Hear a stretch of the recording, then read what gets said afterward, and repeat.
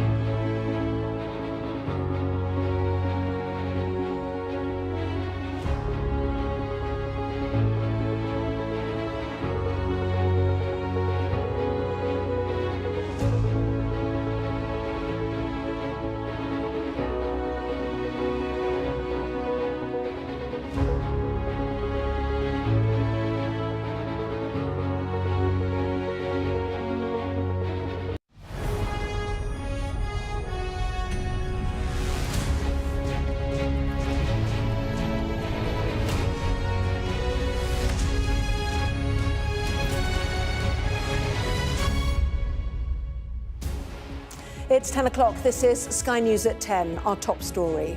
A historic natural disaster. At least 70,000 people ordered to flee their homes in California because of wildfires. Is it okay? You gonna be okay? Hi? You gonna be okay? 4 fires burning in some of the richest neighborhoods in the US, home to the Hollywood stars. But some people stay home to protect their properties. It's as if I'm looking at a movie. It makes me think of something like the end of the world. This is going to be probably the most expensive natural disaster in the history of the state, maybe the history of the country. The fires are still out of control, with one burning across 10,000 acres. We'll be live in Los Angeles. We map out how the fires spread so quickly across the state as these Santa Ana winds plus dry conditions fuel the flames. Also tonight, tributes paid to Killian Bokassa, a 14-year-old boy killed in a stabbing in southeast London. Hospital emergency waiting time soar. We investigate why some A&Es are struggling to cope. Plus, we don't feel like castaways. The NASA astronauts stuck in space for more than 6 months after an 8-day mission went wrong. Give an update from the International Space Station. And we'll take a first look at tomorrow's front pages. That's in our press preview from 10:30 right through to midnight.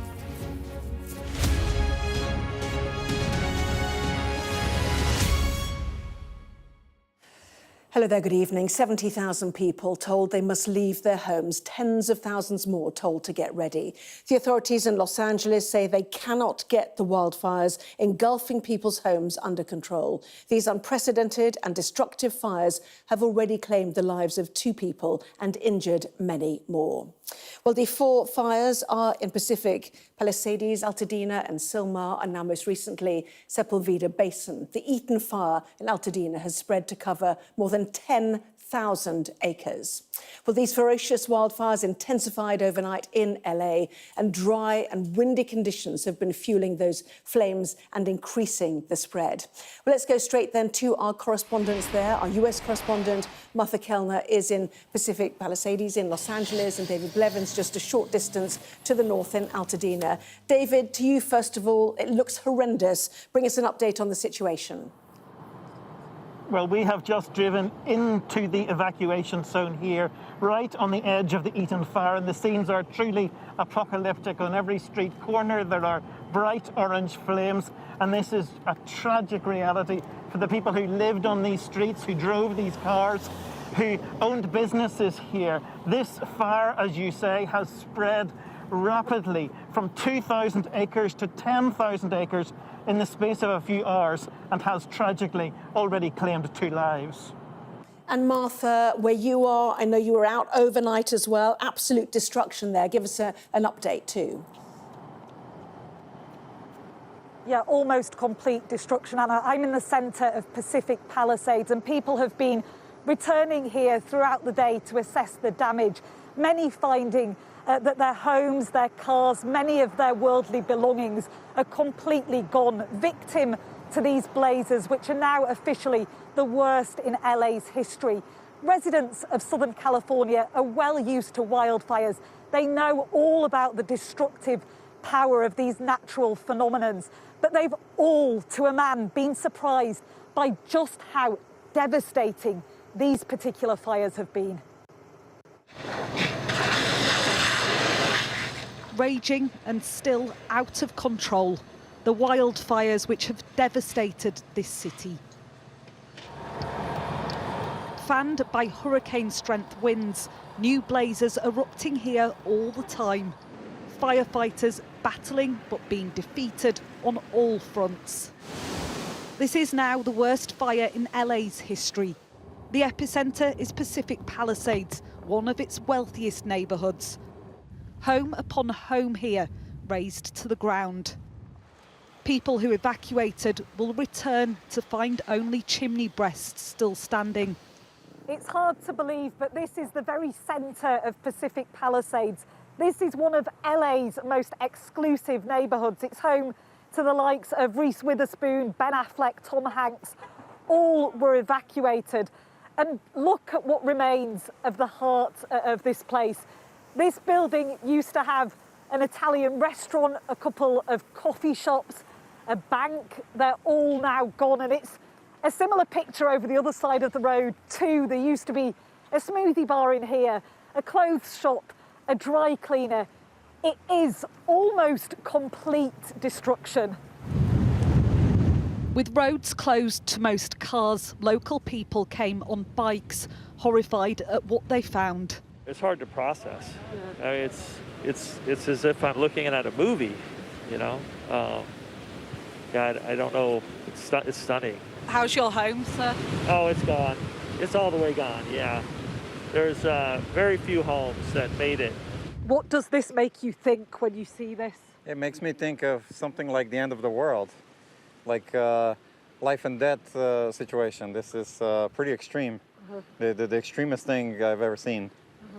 It's just, at this point, it's about surviving and about trying to save as many people as you can. What will be the financial toll of this? This is going to be probably the most expensive natural disaster in the history of the state, maybe the history of the country, because there are like $20–30 million houses that went up, and all of these houses are worth $3–4 million, and some of them $10 million. So all of the hundreds of houses that burned, I mean, you know, do the math. It's staggering, isn't it, the scale of this? It's mind-boggling how it came into town and gutted the commercial district. I mean, it's incomprehensible to me. Some of LA's most iconic landscapes are transformed, contorted by fire and covered in ash. This is the Pacific Coast Highway, normally a stunning coastal drive. Oceanfront properties now dust. Clayton watches as his neighbour's home burns down. They just had a baby 3 days ago, 4 days ago or something. And they live in that house? Yeah. They did. Anger is growing at the perceived lack of firefighters on the ground, people attempting to protect their own properties. We've had 2 hoses and there hasn't been one single fire truck here the entire night, and which I understand. I guess there's only so many, but not one. What was I watched like the here? entire Malibu burn down without any water being sprayed on it at all. A firefighter tells me they struggle to get enough water from these fire hydrants overnight. The state's Governor, Gavin Newsom, not addressing those concerns. Governor, firefighters are telling me they didn't have enough water to tackle these blazes. Were you ill-prepared, Governor, for a blaze of this size? The ferocity and volatility of these fires took almost everyone by surprise. This man and his dog trapped in their home. Against the odds, they managed to escape. You okay? You gonna be okay? Hi? There was a hurried evacuation too for residents of this nursing home. It is already a worst-case scenario for the people here. But with fires still smouldering and winds still whipping, officials warn the danger hasn't passed yet. Martha Kellner, Sky News, Pacific Palisades. Well, Martha, utter destruction we could see there. These are dream locations to live in. What have people been saying today amid those complaints about water, complaints about insurance, and amidst their shock at what's happened? Lots of questions, Anna, about why exactly these fires started and could anything have been done sooner to contain them. There is an investigation ongoing as to whether downed power lines contributed to the way that this fire spread so rapidly. It began here in the Pacific Palisades at 10:30 a.m. local time yesterday. It was a small fire at first, covering around 2 acres. It's now grown to 23,000 acres in total, 6 different fires affecting all parts of this city. At one point through the nighttime hours, this fire was growing so quickly. It was growing by the size of a couple of football pitches every minute. That is just staggering. And I think the way it moved has surprised people here too. They simply did not expect their community to be affected like it has been. As you saw in my report there as well, some questioning why firefighters weren't more visible, especially through the nighttime hours. I think the answer is they were simply stretched too thin by the severity of this natural disaster. And David, where you are, you really get a sense of the difficulty of containment for firefighters. Yes, and 0% of this inferno is contained right now. As I say, we are right on the edge of the largest fire, the Eaton fire. It's up to 12,000 acres wide now. We've seen people like this gentleman just to my left dashing in and out of one of the buildings, attempting to rescue some precious belongings, because the building right next door, as you can probably see, is well alight, and the firefighters have been here for quite some time attempting to get that fire under control. But the firefighters are absolutely exhausted. They are working up to 48-hour shifts. They've been dealing with all sorts of challenges, water shortages, fire hydrant failures, and I think it's important to stress that this firestorm here is fast turning into a political storm, because the mayor of Los Angeles, Karen Bass, cut the fire department budget here by tens of millions of dollars in the last budget year, and she's come under fierce criticism because she happened to be on a visit to Ghana when this blaze broke out at home. And we caught up with her at Los Angeles Airport earlier today, and she wasn't very keen to say anything about the tragic consequences of all of this for the citizens. Fire chiefs say that they're really stretched to the limit and running out of water. What have you got to say to that? Have you no response to that? Do you owe citizens an apology for being absent while their homes were burning? Do you regret cutting the fire department budget by millions of dollars, Madam Mayor? Have you nothing to say today? Have you absolutely nothing to say to the citizens today? Elon Musk says that you're utterly incompetent. Are you considering your position?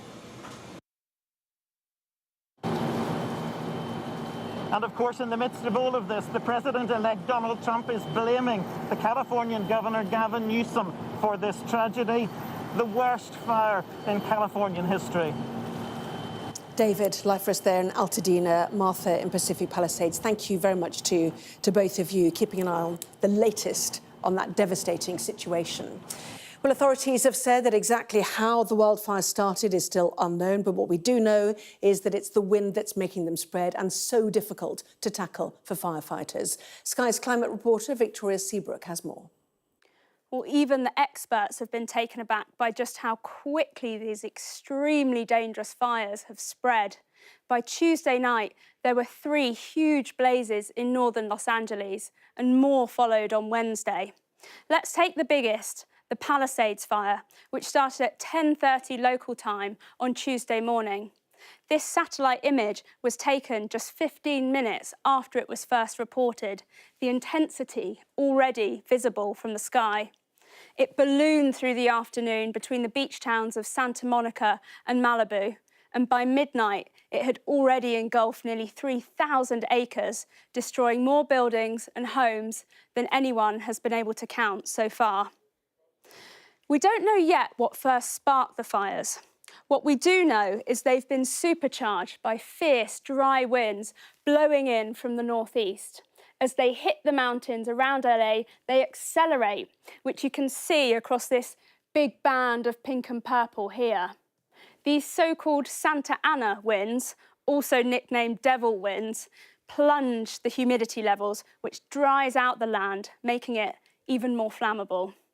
And here you can see how quickly the wind speeds picked up on Tuesday. The orange dots show gusts reaching 60 miles an hour. That speed's so strong, they've even prevented firefighting planes from taking off. Fire chiefs say low humidity, dry soils and high wind make the fire conditions about as bad as it gets. As for climate change, scientists need time to assess exactly what role it played, but broadly speaking, we know it is upping the danger in the US, driving hot and dry conditions that fuel fires like this. And it's extending the fire season, which usually ends around October. Southern California just had a particularly hot summer and almost no rain in what should now be the wet season.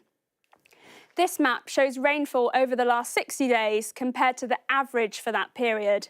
The bits in brown around Los Angeles, they've had hardly any rain. And all of this is what is behind this dire reality for thousands of LA residents, forced to flee their homes, which were torched in a matter of hours. Many houses in this area belong to the rich and famous, but are now in tatters. Californians are used to wildfires in summer. Now, even in winter, they will have to prepare for the worst. Well, the wildfires have forced many Hollywood stars, including Star Wars actor Mark Hamill, actor James Wood and singer Mandy Moore, to evacuate their homes. Some jumped into action to help, like the actor Steve Guttenberg, who lives nearby. I was just helping out, trying to get people in wheelchairs. There were people in wheelchairs trying to get out who didn't have time to put their footrests on. And we had to figure out how to pop a wheelie with these wheelchairs. There were little kids. There were mothers trying to find their kids. There were anxiety, panic attacks. It's terrible. And this wind won't let up, and the fires just won't let up.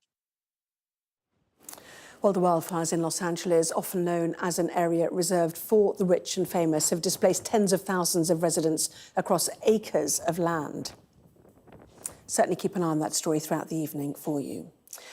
A 14-year-old boy who was stabbed to death on a bus in southeast London has been named as Cillian Bokassa. The teenager died at the scene yesterday in Woolwich as police continue to search for the person who did it.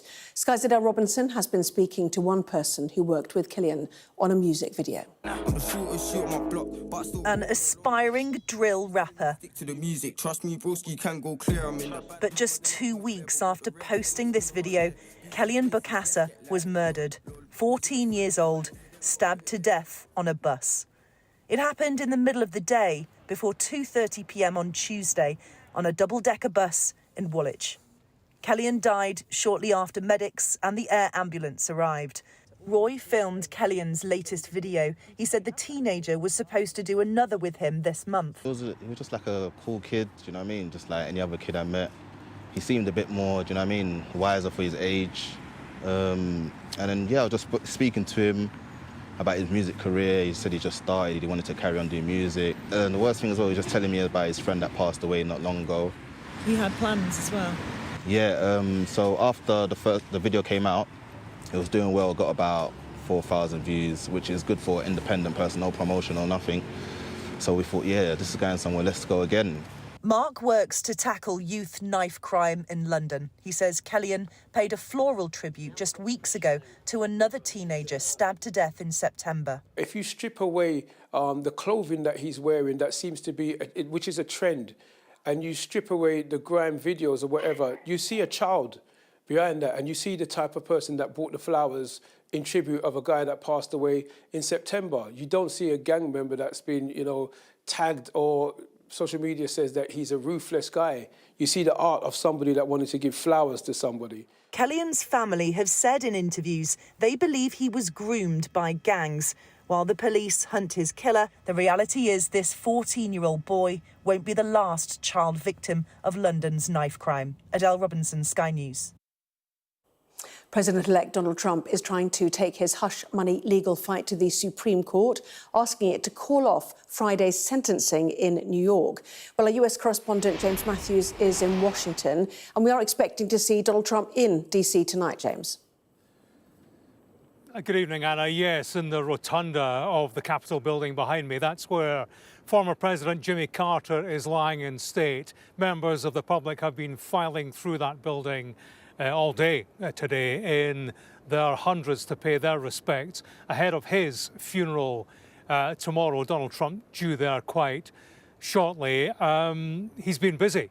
He's speaking to Republican senators today, but also his lawyers have filed a plea to the Supreme Court to try to delay Friday's sentencing on the hush money case. If that is delayed, it would all but be tossed, Anna, and it would essentially bite the dust along with his other criminal cases. What they're saying, his lawyers, is that he should not be convicted because he should be protected by the law, as laid down by the Supreme Court, that a president shouldn't be prosecuted for formal acts carried out whilst in office, and that evidence submitted during that hush money trial involving the porn star and payments and so on, evidence from close White House aides should not have been accepted by the jury. They shouldn't have been entered as evidence. So they think they've got a strong legal argument. In their filing today, they have argued that it would be a grave injustice and it would cause harm to the institution of the presidency and to the operations of the federal government. Donald Trump is desperate to wipe the slate clean before he is inaugurated on January the 20th. He's gone to every court in the land pretty much to try to have this conviction knocked out, quashed. Now he's going to the highest court, and on their decision will depend whether or not he is inaugurated as a convicted felon or not. James, we'll wait and see what happens, shall we? In Washington for us. Thank you. MPs tonight voted against a new national inquiry into grooming gangs. It comes after the Prime Minister and the leader of the opposition clashed during Prime Minister's questions today, when Sir Keir Starmer warned that a further inquiry could delay action on tackling child sexual abuse. The scandal made headlines after Elon Musk used his social media platform X to call for a new inquiry. First, let's hear from our political correspondent Tamara Cohen with this report. Horrific child abuse scandals across the country now at the top of the political agenda as the party leaders clash about whether a national inquiry is needed. Keir Starmer insisted not at Prime Minister's questions. This morning I met some of the victims and survivors of this scandal, and they were clear with me that they want action now. not the delay of a further inquiry. The J inquiry, the last national inquiry, was 7 years. But Kemi Badenoch and the Conservatives tried to force a vote on one. This issue of a delay is a weak excuse, and I would say to him that by refusing this inquiry, he is enabling those people who wish to smear all British Muslims based on the actions of a small minority. He is talking about distraction tactics. Let us have the truth. The Prime Minister cannot tell the House the full scale of the scandal. With Labour's huge majority, it was overwhelmingly defeated. The ayes to the right were 111, the noes to the left 364. So the noes have it, the noes have it. Although ministers now say an inquiry may happen further down the track. Nothing is off the table. Nothing is off the table. And if the victims come forward to me in this victims panel that I will make, and they say, actually, we think there needs to be a national inquiry into this or a linking up of that, I'm going to, I'll listen to them. The scandal of child grooming gangs is back in the spotlight here for reasons largely beyond the Prime Minister's control. But now the pressure is on. Those representing victims want to make sure this isn't just a political row, but an opportunity for real change. A national inquiry would only really bring into the public eye things that those of us working in the sector already know. We already know that it's happening in lots of towns and cities. We already know the modus operandi of these gangs. My priority is future prevention of this type of thing. If a government wants to spend a load of money just telling us what we already really know, then fine. An issue which has been in dark corners for too long now promises this government will enact recommendations. Time will tell if it makes a real difference. Tamara Cohen, Sky News, Westminster. A chief nurse at a hospital in England has told Sky News that they're being forced to adapt to deal with the huge numbers of patients coming through their doors. More than 10 hospitals have declared a critical incident. Sky News has been looking into what this means for patients and why some emergency departments are struggling to cope. Sky's health correspondent Laura Bundock has more. A day ago, they declared a critical incident here at Basingstoke Hospital. The response? A rapid repurposing of rooms to free up beds. This physio ward now a waiting area for patients ready for discharge. We run generally as about 400 beds on each site. They are all full. I've obviously got people coming in and out of them every day. We've had to turn most of our surgical capacity now over to medical capacity to be able to support those patients, and we have opened extra areas. Susan Hilliard is grateful she's going home after a stressful stay. It was quite upsetting because there were just so many people who were ill. It did cross my mind, were people there because of COVID or flu? And I did wonder if it was flu, should they just be at home and recover at home? Basingstoke is one of a dozen hospitals declaring a critical incident this week, all under pressure and overwhelmed with demand outstripping capacity, including the Royal Liverpool, where rising flu cases are to blame. The nurse just came out and announced the situation today was that there were approximately 220 people waiting for different treatments, but that, it's not all going to one consultant or whatever, and that they've got a lot of staff off sick, so just bear with us. This winter crisis was predictable, reflecting a wider problem. Hospitals are struggling with services permanently under strain. When you've got a fragile system, anything that adds to the load could tip it over the edge, and so that's why it's been so challenging. It's worth remembering that flu levels are 246% higher than they were last year and at the same level as the year before. Basingstoke hopes the critical incident will be lifted by the weekend, but others warn the worst is still to come, with winter viruses yet to peak. Laura Bundock, Sky News. A body has been found in the search for two missing British hikers in the Italian Dolomites. 36-year-old Aziz Ziriat and 35-year-old Samuel Harris from London did not check in for their flight home this week and had not been heard from since January the 1st. Their last known location was near a mountain hut called Casino d'Osson on Lake Garda. UK Athletics Limited and the head of sport for the 2017 World Para-Athletics Championships have been charged with manslaughter over the death of Paralympian Abdullah Hayeye, who died after a metal cage fell on him in July 2017. UK Athletics has also been charged with an offence under the Health and Safety at Work Act. Temperatures have plummeted across the UK today. An amber weather alert for snow covering southern and southwestern England has been lifted, but the Met Office says further warnings are likely to be issued as the week goes on. Snow and sleet hit the south coast this afternoon. This footage is of Devil's Dyke in Sussex and the A27 near Hove. Meanwhile, police in Devon and Cornwall urge people not to go out unless absolutely necessary. Now, it was a mission supposed to last just 8 days, and yet for two NASA astronauts and a Russian cosmonaut, their time on the International Space Station has now stretched into a 7th month. Complications with the Boeing spacecraft that sent them into orbit delayed their return, and they're now not scheduled to come back before March. Well, earlier they gave an update on their time stuck in space. Our science and technology editor Tom Clark was watching for us. It was all smiles and the kind of stunts you could only pull on the International Space Station. Well, Happy New Year.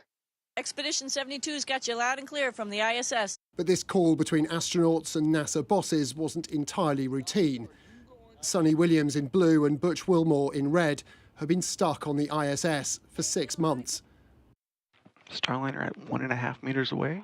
Nice to be attached to the big city in the sky. They were test pilots of Boeing's new Starliner capsule, expecting to spend just 8 days in orbit. But it developed significant faults and for safety reasons was sent back to Earth empty. NASA can't get them back until late March and is facing questions about their well-being. Would you put to rest for the final time, and I hope you never have to answer it again, just how you all are doing? We have plenty of clothes. We are well fed. It doesn't feel like we're a castaway. Yeah, eventually we want to go home because we left our families a little while ago, but we have a lot to do while we're up here. We've got to get all that stuff done before we go home. Leaving two astronauts stuck on the ISS isn't the career finale NASA boss Bill Nelson probably wanted. In less than 2 weeks, he'll be replaced with Donald Trump's pick for space chief.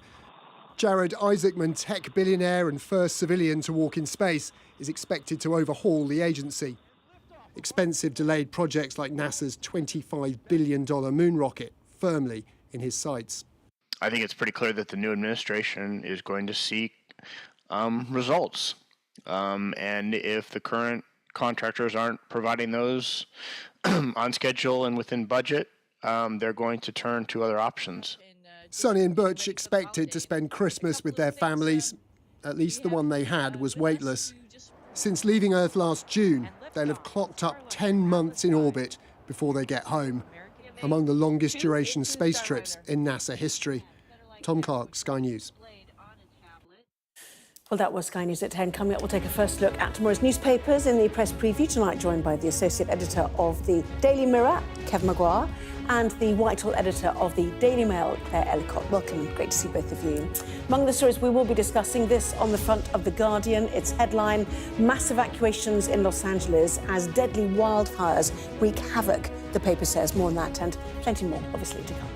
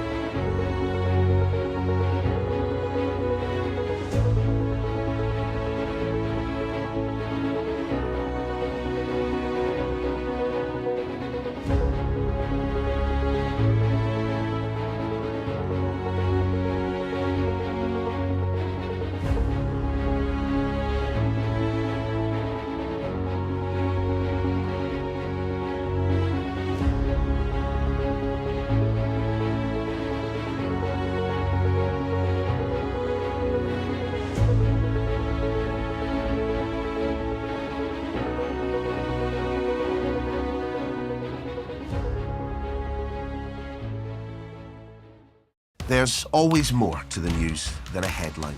We want to discover, to delve a little deeper, to find out what's really going on. Explanation, analysis, the people at the heart of every story. I'm Neil Patterson, and this is the Sky News Daily Podcast. So, by the end, we'll hopefully all understand what's going on in the world just that little better. Available wherever you get your podcasts. Well, this is Sky News. In just a moment, the press preview. A first look at what is on the front pages. First, though, our top stories tonight. 2 people have been killed and at least 70,000 people have been ordered to flee their homes in California because of wildfires. A 14-year-old boy who was stabbed to death on a bus in Woolwich in southeast London yesterday has been named as Kellyanne Bokassa. And President-elect Donald Trump has attempted to take his hush money legal fight to the Supreme Court and call off sentencing due to take place on Friday in New York. He is in Washington, though, right now.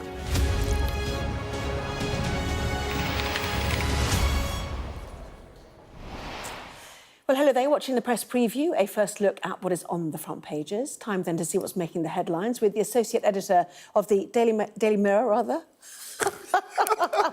All you'll hear from my lawyer. Kevin McGuire, and the Whitehall editor at the Daily Mail, Claire Ellicott.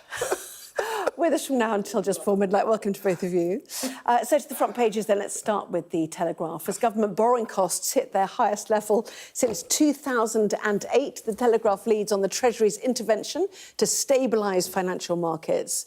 The Eye claims the Chancellor could soon face a choice between further tax rises, or cutting public services. And the Mail's headline, Market Turmoil, sounds red alert for the Chancellor. As wildfires rage in California, The Guardian's front features a blazing house in Los Angeles as it covers the mass evacuations in the area. President-elect Donald Trump is on the front of the Financial Times as European leaders warn him not to meddle with North America's borders a day after he refused to rule out taking Greenland by force. Staying with Mr. Trump, the front of the Times reports on the President-elect terror chief calling for the UK to bring back British members of Islamic State held in Syrian camps to maintain the special relationship with the US.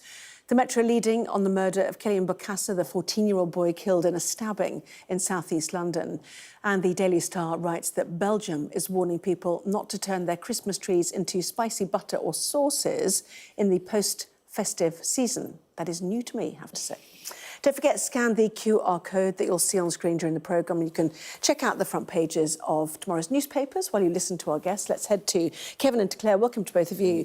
Lots of the newspapers going on this idea of market turmoil. The Chancellor boxing herself in before the election, in fact, in terms of taxes, and now afterwards by the markets, Kevin. Yeah, cost of borrowing going up, 10-year gilts. The government basically says, here's some debt, if you buy it, and we'll pay you for 10 years to have it. It has gone up to a rate not seen, say the Mail, since 2008, the financial crisis. And because of that, the suggestion is that the headroom, the extra cash that Rachel Reeves had, 9.9 billion, nearly 10 billion, may have gone already. Now, the Treasury say, let's be calm about it, we're not going to increase taxes. But it's the question, if the cost of borrowing is going up, you're not going to increase taxes, then do you cut public spending, which means services? Absolutely, and your paper leading on it. Although it was around yesterday, to be fair, wasn't it, this story? But the reaction to it has started to set in about the implications, really, for this government. Well, the real news story is that the Treasury's had to intervene, which is very, very rare, to try to reassure people that Rachel Reeves, the Chancellor, will indeed meet her fiscal rules. She set herself these fiscal rules that she's only allowed to borrow to fund investment, not to cover day-to-day spending. And the trouble with the cost of borrowing going up is that you won't have as much money to put into departments to keep the day-to-day spending going. And so you have a hard choice. You either have to raise taxes or you have to borrow more and thus break your rules. So she's got very, very difficult decision on her hand to make. And the Treasury has put out a statement, which is incredibly rare, to say that she will follow her fiscal rules. She's reassuring the markets that she will keep to them. But the fact that she's had to do it is quite extraordinary in itself. And we've seen since the budget, there has been wobbles in the markets, been this NICS increase for employers having to pay more, and it is worrying businesses. There is some worry in the markets about whether some of the decisions that were made were right. Yeah, just quickly, Kevin, in a rare intervention, as you said, a spokesman for the Chancellor said her commitment to the fiscal rules was non-negotiable. To the Telegraph then, Treasury steps in to halt market mayhem, extraordinary intervention amid fears over budget's impact and high costs of debt. I mean, the budget's impact will just continue, won't it? That's the problem. Yeah, iron grip on the public finances as the response in the Telegraph have taken. But in fairness, any journalist could ring up the Treasury any day of the week and say, is Rachel Reeves, the Chancellor, going to have an iron grip on public finances? And they would say yes. So I do that extraordinary bit. Naturally to reassure the market. I think that at how much you read into it, but there's no doubt the economy isn't booming. She inherited an economy without much growth, but there was some growth. The last quarter there was no growth.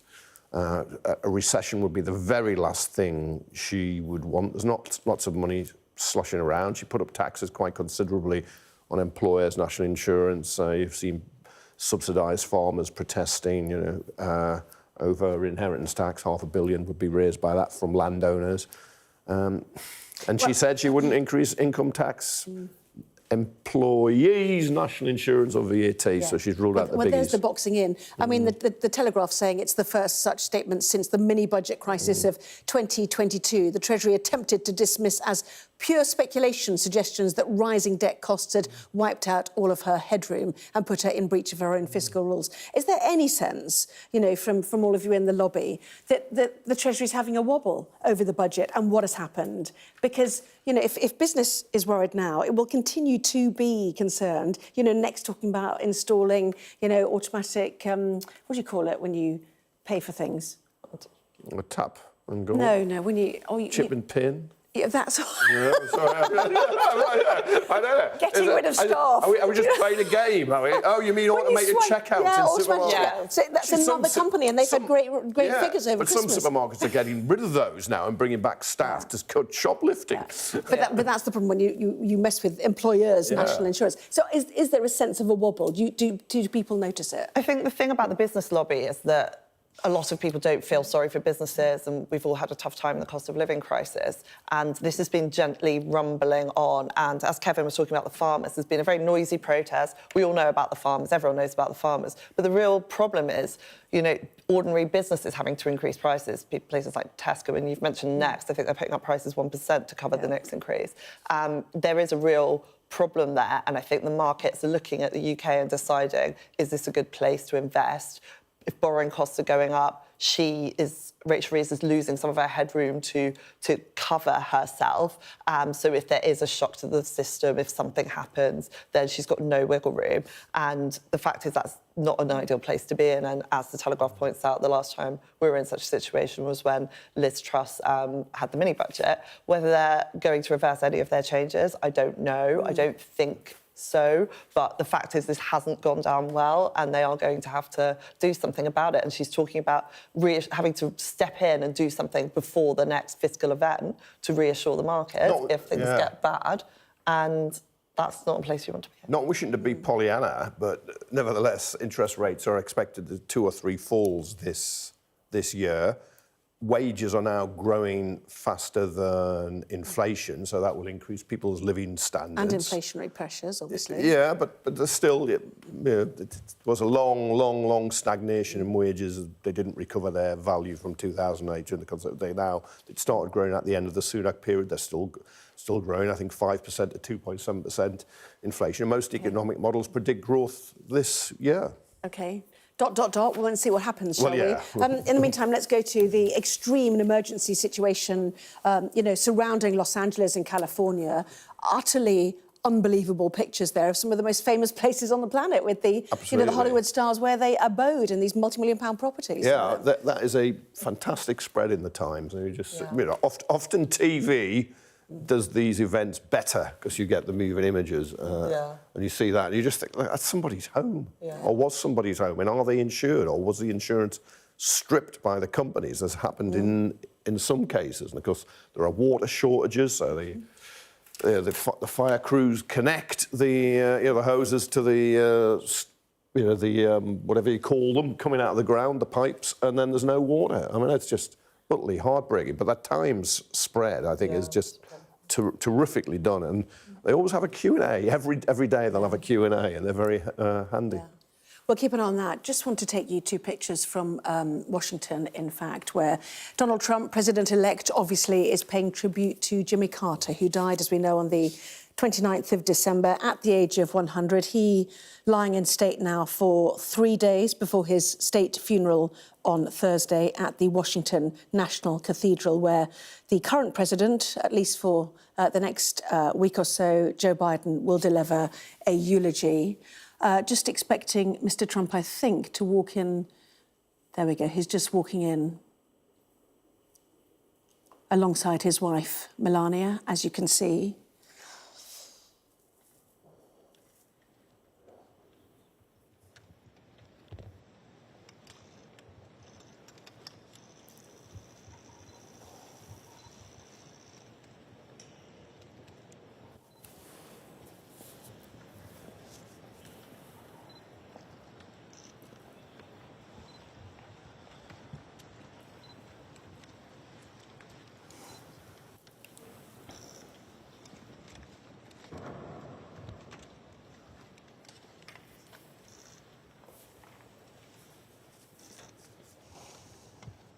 Jimmy Carter's remains had been lying in repose at the Carter Presidential Center since Saturday. He left the Atlanta campus yesterday morning alongside his children and extended family. And as Jimmy Carter's remains left Georgia, President-elect Donald Trump did criticise the late former president during a news conference in Florida for ceding control of the Panama Canal to its home country. Jimmy Carter himself, he never used his full name, James Earl Carter Jr., even taking the oath of office, but his full name was printed on memorial cards given to all mourners who paid their respects in Atlanta. It'll be interesting to see what happens here at the rotunda in the Capitol building. All of this pomp, some irony, of course, for Jimmy Carter, the Democrat who went from his family peanut warehouse to the governor's mansion and eventually to the White House. The president-elect departing, having paid his respects to the 39th president of the United States, of course, days before his inauguration as president once again.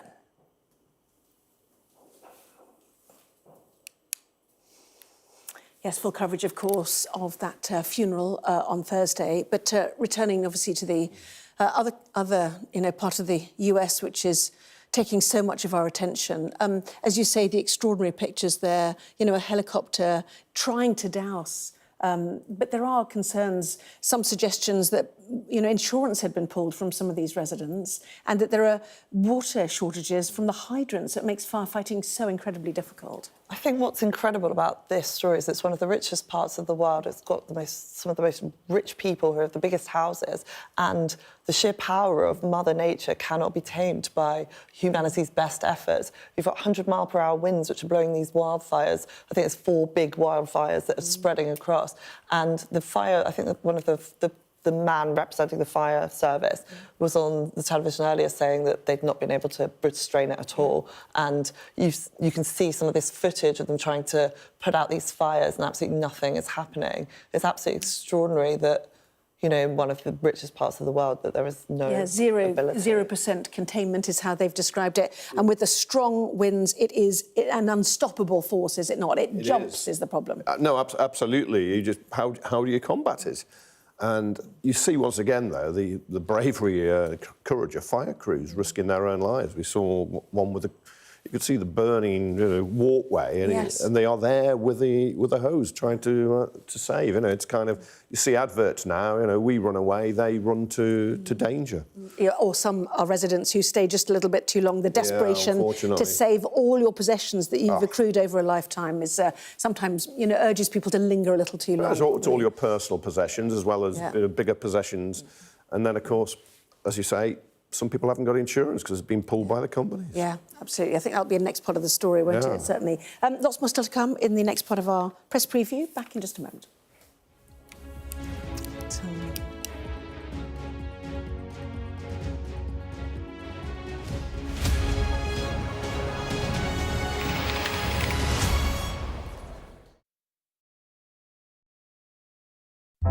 Big stories don't always come from big cities. I'm Lisa Dowd and I'm Sky's Midlands correspondent. You are not getting in this elevator, okay? The judge made it very clear that she could see no justifiable reason why Sakulas wasn't here facing British justice. I promised I would get him justice. Free, wherever you get your news. This is what they're up against. The wind is the really big problem. It is back-breaking work and the smoke is thick. It's been working well. Water levels are dropping, but no one knows what impact further rain will have. What would you do if this place wasn't open?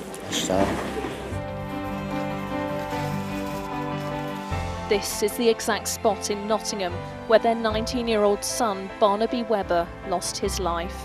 I just think it's so cruel and so harsh. It's really scary. We're terrified. In this community, I'm told that everybody knows someone affected by COVID. Hopefully this will be the last wave. Sky News gets the full story first. Change seems tantalisingly close in this corner of the UK. Wales was the first to introduce the plastic bag charge. It's legal to let go. Set the speed and take the hands off. It's almost driverless, but not quite. Hans is a highly trained police dog.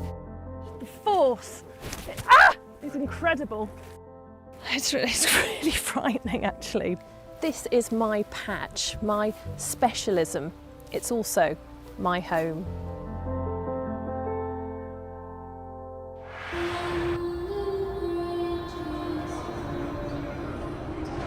Two clubs separated by a 3.5-mile stretch of urban North London. The North London derby occupies centre stage. And that's a beautiful finish. The circle, that's just stunning. The North London derby, only on Peacock.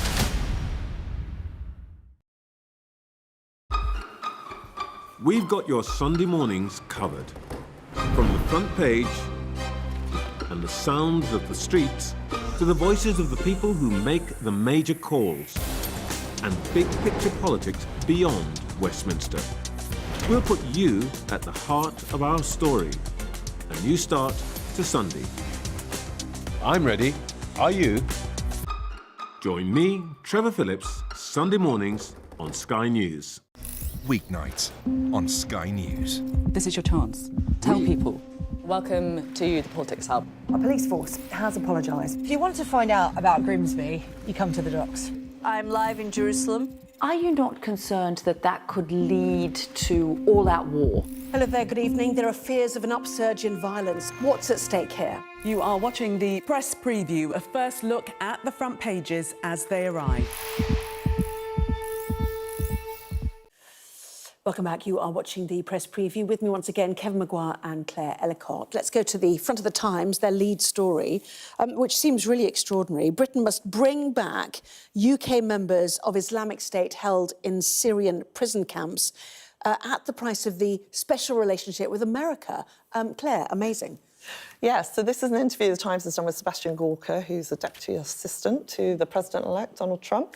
And apparently the price of the special relationship is going to be that Britain has to take back some of the ISIS fighters who are in Syria in sort of limbo, including one Shamima Begum, who we will all know as the schoolgirl who fled to help fight with ISIS back in 2015 from Bethnal Green in East London.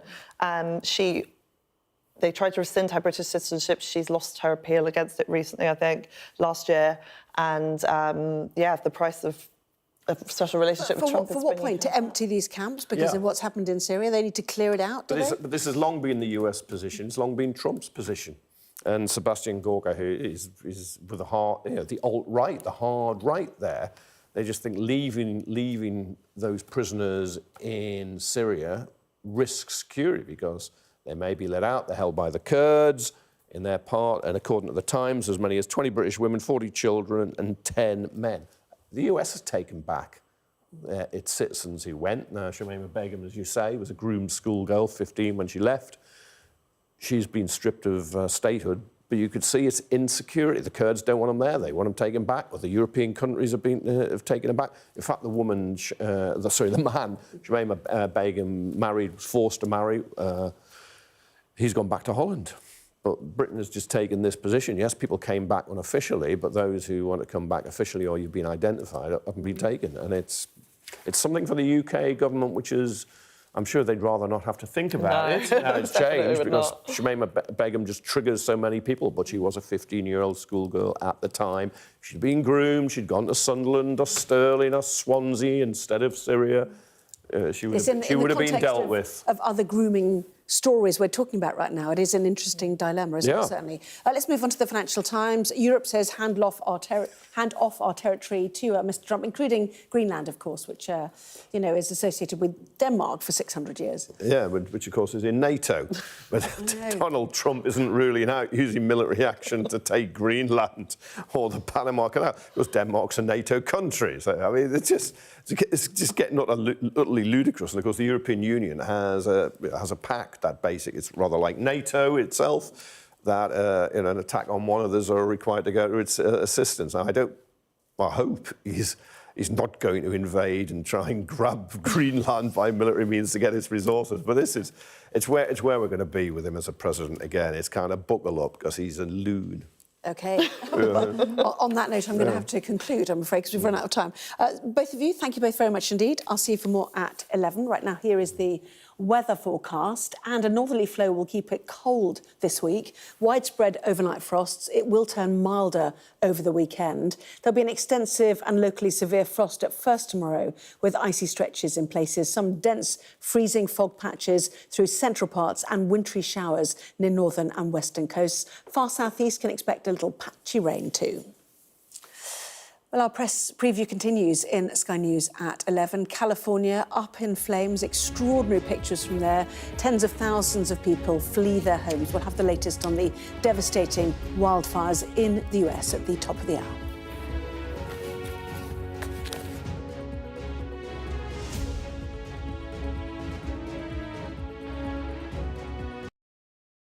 I'm James Matthews, and I'm Sky's US correspondent, based here in Washington, D.C. Donald Trump, it would appear, is about to learn his fate. There's no doubting the strength of this hurricane as it roars through. Sky News, get the full story first. Do you